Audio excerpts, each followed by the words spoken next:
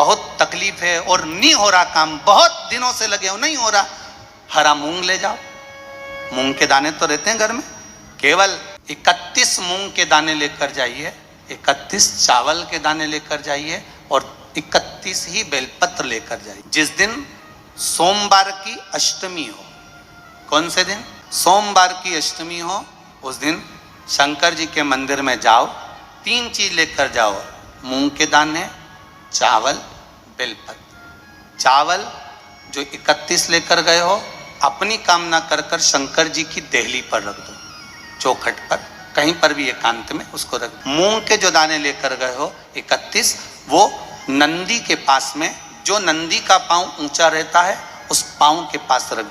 और जो 31 बेलपत्र लेकर गए हो, वो 31 बेलपत्र अशोक सुंदरी वाली जो जगह है, आपको पहले बताया है कथा में।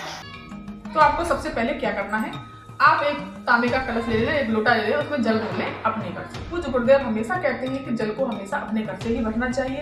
इससे हमारे घर का वास्तु दोष खत्म होता है और पितृदोष भी समाप्त होता है। और साथ ही साथ आपको 31 मूंग के दाने ले लेने हैं और 31 ही चावल के दाने ले लेने हैं। थोड़ा घी ले लो, मीठा ले लो भोग लगाने के लिए प्रभु को, भोलेनाथ को, और चंदन ले लीजिए। और साथ ही साथ दोस्तों ये पीला चंदन लेना है थोड़ा सा। दोस्तों बहुत सी माताएं बहनें ये गलती करती हैं कि डिब्बी ले जाती हैं साथ में और उसी में से लगा के और वापस ले आती हैं। पूज्य गुरुदेव हमेशा ये कहते हैं कि डिब्बी नहीं ले जानी, अपने थाली में ही हमेशा चंदन, रोली, जो भी चीज अगर आप ले जाते हो तो अपनी थाली में से ही लेके जाना चाहिए। तो ये है लाल चंदन, जो कि सूखा चंदन है, इसको हम गीला कर लेंगे। अगर इस तरह से आपको लेके जाना है, थाली में ही लगा कर ले जाना चाहिए दोस्तों हमेशा, क्योंकि ये चीजें अगर हम उसी में से लगाते तो ये चीजें झूठी हो जाती हैं। इस तरह से आपको लेके जाना है, पहुंच जाना है मेरे देवादिदेव महादेव के शिव मंदिर पहुंच करके आपको सबसे पहला काम क्या करना है, जो 31 चावल के दाने लेकर के गए हो उनको अपने हाथ में ले लेना है इस तरह से। लेकिन चावल के दाने खंडित नहीं होने चाहिए। भगवान भोलेनाथ को हर चीज पूर्ण पसंद है, खंडित चीज नहीं पसंद, अपूर्ण उनको नहीं पसंद। तो आपको चावल के दाने 31, जहां दहलीज पड़ती है, जहां मंदिर का गेट पड़ता है, उस दहलीज पर आप कहीं भी साइड में चावल के दाने रख दीजिए। मैं तो यहाँ पर रख दे रही हूँ क्योंकि चावल, देखो मैं पूजा का वो बता रही हूँ तो मैं वो वहां नहीं रख सकती जमीन पर, यहाँ पर दहलीज पर रख दीजिए। नंदी देव को इधर रख देते, यहाँ दहलीज पर चावल के दाने कहीं भी रख दीजिए साइड में, जिसके पैर ना पड़े। और फिर आपको 31 ले लेने हैं मूंग के दाने। मूंग के दाने 31 लेने के बाद में आपको हाथ पर लेने हैं। और चावल के दाने दोस्तों रखते समय आपको अपनी मनोकामना, जो काफी समय से आपकी पूरी नहीं हो रही है, उसको बोल दीजिए।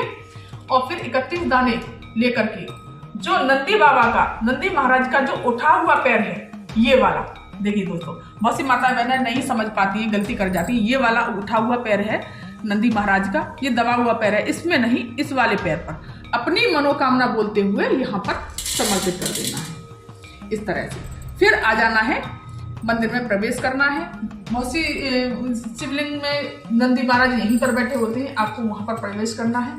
प्रवेश करने के पश्चात आपको जो 31 बेलपत्र लेकर के गए हो उन पर क्या करना है, आपको सबसे पहले शिव जी पर जल चढ़ाना है। श्री शिवाय नमस्तुभ्यं का जाप करते हुए जल चढ़ा दीजिए। गणेश जी पर जल चढ़ा दीजिए, कार्तिकेय जी पर, अशोक सुंदरी माता पर। फिर जो 31 बेलपत्र लेकर के गए हो, इस पर, इन पत्तियों पर दोस्तों पीला चंदन लगा लेना है आपको, पूज्य गुरुदेव ने बताया है इस तरह से। और जो बीच वाली पत्ती है, इस पर लाल चंदन लगाना है इस तरह से।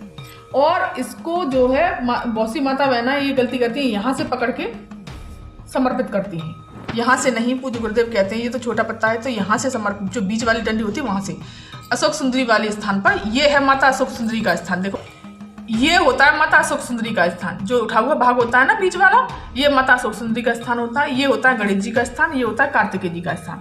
और ये जो कट्टी भाग होती है ना, ये होता है माता रानी का हस्तकमल। तो यहाँ पर आपको ये बेलपत्र इस तरह से पकड़ के समर्पित करना है। डंडी का मुख रखना है जलाधारी की तरफ, नीचे की तरफ, और पत्ती का मुख रखना है शिवलिंग की तरफ। तो इस तरह से, और अपनी मनोकामना बोलते जाना है।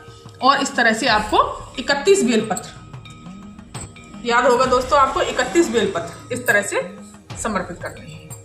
श्री शिवाय नमस्तुभ्यं, श्री शिवाय नमस्तुभ्यं, श्री शिवाय नमस्तुभ्यं, श्री शिवाय नमस्तुभ्यं मंत्र का जाप करते जाना और इस तरह से आपको 31 के 31 बेलपत्र समर्पित कर देने हैं इस प्रकार से, और अपनी मनोकामना बोलनी है। दोस्तों पूज्य गुरुदेव कहते हैं कि ये उपाय मात्र एक सोमवार की अष्टमी करना पड़ेगा, उसके पश्चात आपको करना ही पड़ेगा। दूसरी सोमवार की अष्टमी आएगी तब तक आपका कार्य पूरा भोलेनाथ मेरे बाबा महादेव जरूर ही जरूर पूरा कर देंगे। तो दोस्तों इस तरह से आपको श्री शिवाय नमस्तुभ्यं मंत्र का जाप करते हुए इस तरह से आपको समर्पित करते जाना है। 31 बेलपत्र आपको यहाँ समर्पित है, अपनी मनोकामना बोलनी है और इसके पश्चात आपको पीला चंदन लगा दीजिए, लाल चंदन लगा दीजिए भोलेनाथ पर, शिवलिंग पर 3 उंगलियों से इस तरह से श्री शिवाय नमस्तुभ्यं मंत्र का जाप करते हुए इस तरह से आपको चंदन लगा देना है, मीठे का भोग लगा देना है, जैसे भी आप करते हैं इस तरह से, और फिर आपको जल समर्पित करना है। श्री शिवाय नमस्तुभ्यं, श्री शिवाय नमस्तुभ्यं, श्री शिवाय नमस्तुभ्यं, श्री शिवाय नमस्तुभ्यं, श्री शिवाय नमस्तुभ्यं, श्री शिवाय, और फिर नंदी के चरण पर भी आपको जल समर्पित करना है जहां आपने। और दोस्तों हाँ, एक बात और मैं आपको बताती हूँ, जो ये मैंने मूंग के दाने लिए हैं आपको एक दिन पहले ये गलाने पड़ेंगे। मैंने ये गलाए हुए हैं, मैं आपको बता रही हूँ, इसलिए आपको ये गला देना है। और शिवलिंग के आपको हमेशा उत्तर दिशा की तरफ मुख करके बैठना है और भगवान भोलेनाथ से, माता पार्वती से प्रार्थना करनी है। इस दिन भगवान भोलेनाथ आपकी मनोकामनाओं को जरूर ही जरूर पूरा करेंगे। और झोली फैला करके आपको इस तरह से जो भी आपकी विषय है, जो भी आपकी मनोकामना है, उस तरह से मांग लेनी है। रथ के सामने बैठ जाइए, हाथ रख के माता सुरसुंदरी के स्थान पर, और भोलेनाथ की तरफ देखते हुए और अपनी मनोकामना बोल देना है। अपना नाम और गोत्र बोल करके इस तरह से चरण स्पर्श कर लीजिए और नंदी बाबा के चरण स्पर्श करके अपनी मनोकामना बोलते हुए आप अपने घर आ जाइए।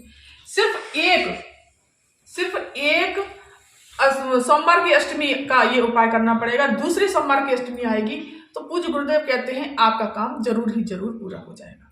तो दोस्तों ये उपाय बहुत अच्छा और अचूक उपाय है, तो इस उपाय को आप चूकिएगा नहीं, क्योंकि ये बहुत ही पावन और पवित्र महीना है कार्तिक मास का। इस दिन सोमवार की अष्टमी पड़ेगी, बहुत ही शुभ संयोग बन रहा है, बहुत ही अच्छा योग बन रहा है। तो दोस्तों अगर ये जानकारी और ये वीडियो, मेरा ये किया गया उपाय समझ में आया हो, पसंद आया हो, तो चैनल को दोस्तों सब्सक्राइब कर दीजिए, वीडियो को लाइक कर दीजिए और कमेंट में श्री शिवाय नमस्तुभ्यं अवश्य लिखिएगा।